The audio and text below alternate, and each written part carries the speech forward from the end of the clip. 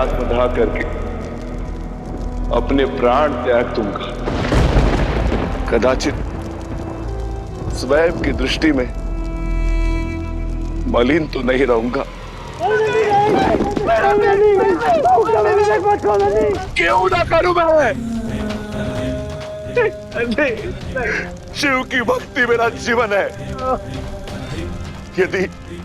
यदि मेरे महादेव ही मुझसे क्रोधित है तो मैं जी के क्या करूंगा? मैं उस जलती हुई चिता में भी कूदकर जल जाऊंगा।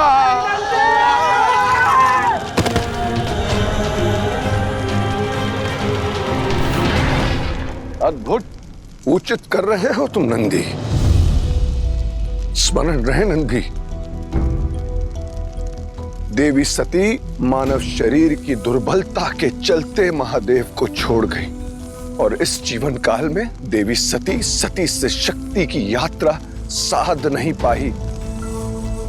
पर तुम्हें तो महादेव ने मृत्यु से छीन कर जीवन दिया, दिव्य रूप दिया, और इसके पश्चात तुम मनुष्य भांति दुर्बल हो रहे हो।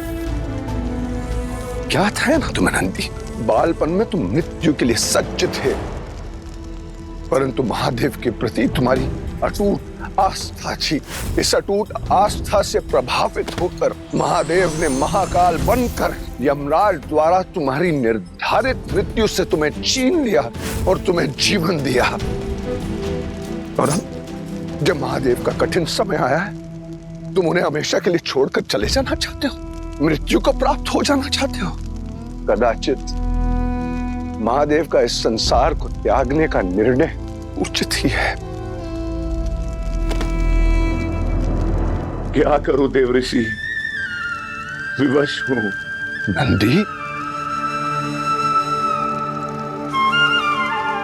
नंदीश्वर हो तुम, महादेव के आनंद का कारण हो तुम। स्वयं को संभालो। ये समय भावुक होकर अधीर होने का नहीं है नंदी। जो हो रहा है किसी उद्देश्य से हो रहा है। महादेव की जीवन यात्रा में गृहस्थ से वैरागी बनने की उनकी ये स्थिति नियति ने पहले से ही निश्चित की थी नंदी। धैर्य रखो, इसमें भी कोई बात होगी। इसलिए नंदी, हमें केवल इसका भाग बनना है, इससे भागना नहीं है पुत्र। महादेव का सदैव साथ देना ही तुम्हारे जीवन का उद्देश्य है।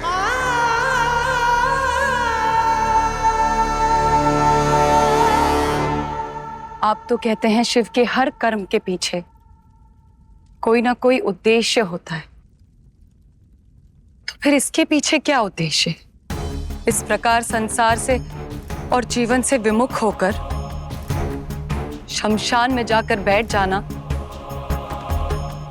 ये किस उद्देश्य की पूर्ति के लिए है?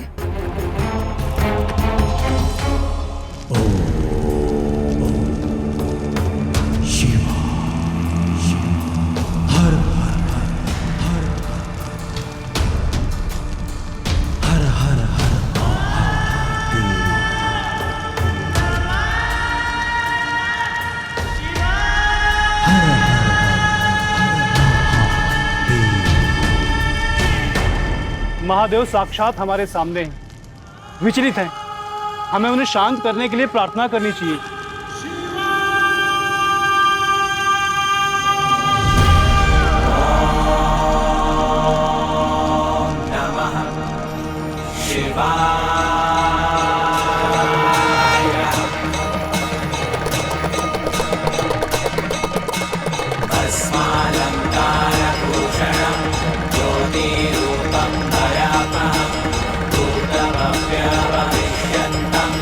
महाकालं नमः।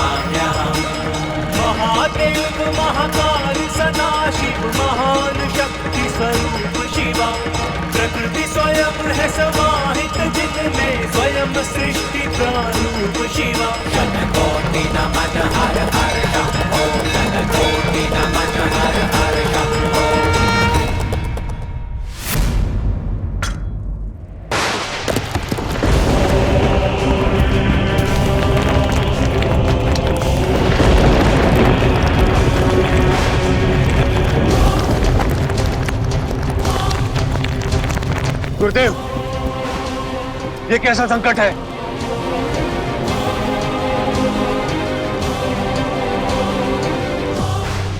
असुर माता, असुर माता बजरंगी मूर्छित हो गई है। क्या हुआ बजरंगी को? संकेत, उसके आने का संकेत है असुर माता दिति,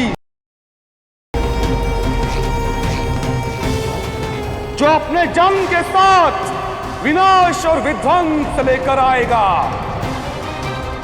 वज्रांगी मूर्छित नहीं हुई है, उसके कोख में जो पल रहा है, उस अजन्मे असुर की इतनी उष्मा है, इतनी तीव्रता है कि ज्ञात नहीं वो उसे जन्म दे भी पाएगी या नहीं।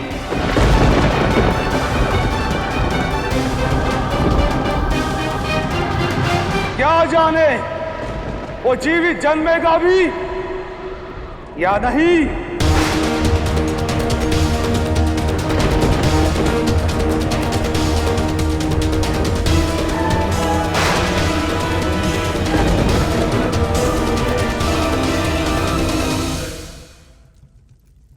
शंकर पर शंका नहीं करते देवी।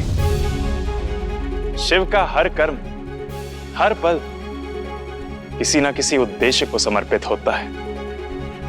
तब भी जब वह देवी सती के शव को लेकर भटक रहे थे, और तब भी जब वह देवी सती के अंशों को लेकर शक्तिपीठों की स्थापना कर रहे थे, उनके इन कर्मों के पीछे नारी सम्मान की रक्षा का उद्देश्य निहित है। यह शक्तिपीठ नारी सम्मान में सशक्त स्तंभ के रूप में संसार में स्थापित हुए हैं, और महादेव का यह विरक्त रूप मानव कल्याण के उद्देश्य के लिए ही होगा। छोड़ दीजिए मुझे, कोई रक्षा करो मेरी। अब कौन रक्षा करेगा तेरी? अपने पति की आज्ञा के विरुद्ध जाती है, पुरुषों के सामने अपना अधिकार दिखाती है। तेरा पूछे मायके गई थी, उसका दंड तुझे मिलेगा। आज मैं आप सबके सामने मैं इसका अस्तित्व भी मिटा दूंगा।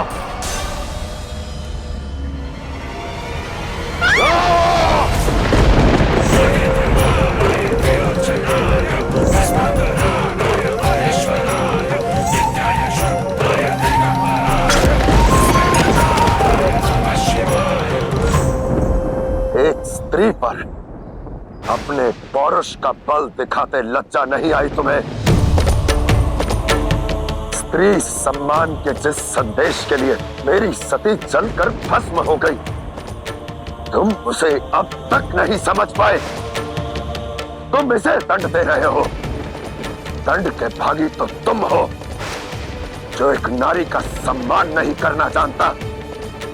जहां ऐसी भ्रष्ट बुद्धि हो, वहां आवश्यक है शुद्धि, अन्यथा मेरी सती का त्याग व्यर्थ जाएगा।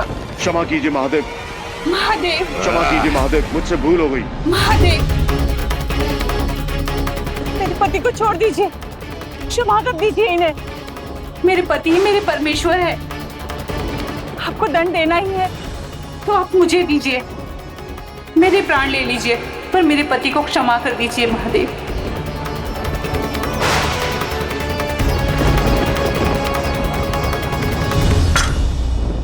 तुमसे अपमानित होकर भी ये महान स्त्री तुम्हारे प्राणों की याचना कर रही है।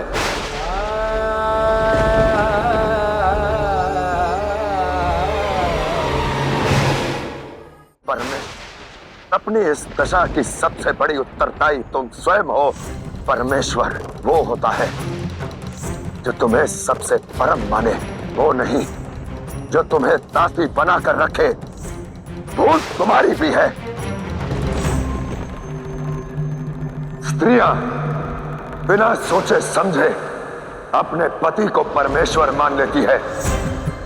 ईश्वर जन्म, लिंग, नाम या पद से नहीं, कर्मों से बनते हैं। पत्नी और पति का संबंध बराबरी का होता है। इसमें कोई छोटा नहीं, कोई बड़ा नहीं। जो अत्याचार करे वो दोषी, और जो अत्याचार को सहे वो उससे भी बड़ा दोषी। जब पति को दंड मिल रहा हो तो सहानुभूति अवश्य दें, परंतु दंड को भोगने दें ताकि उसके विवेक में चेतना जगे। पशु यदि पति के रूप में मिले तो वो परमात्मा नहीं, और ये सत्य जब तक नारी समझेगी नहीं यूं ही प्रताड़ित होगी।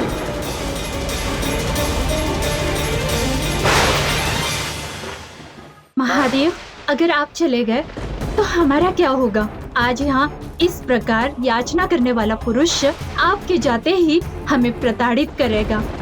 हम स्त्रियों की रक्षा करने के लिए आपको यहाँ होना अति आवश्यक है महादेव। यदि ऐसा है तो मैं वचन देता हूँ कि जब जब स्त्रियों के साथ कोई बुरा व्यवहार करेगा उसके पापों का लेखा जोखा रखने मैं स्वयं आऊंगा। स्त्री पर किए अत्याचार का न्याय ये शिव करेगा। हर हर महादेव।